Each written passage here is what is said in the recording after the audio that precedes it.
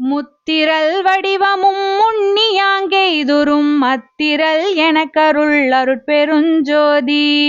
அத்திரல் எனக்கருள் அருட்பெருஞ்சோதி.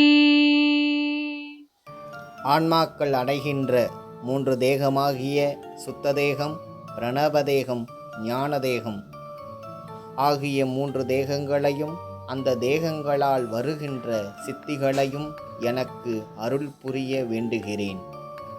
எல்லாம் ஆகிய அருட்பெரும் ஜோதி ஆண்டவரே. வள்ளலார் முத்தேக சித்திகளையும் பெற்றார் என்பதற்கான ஆதாரம்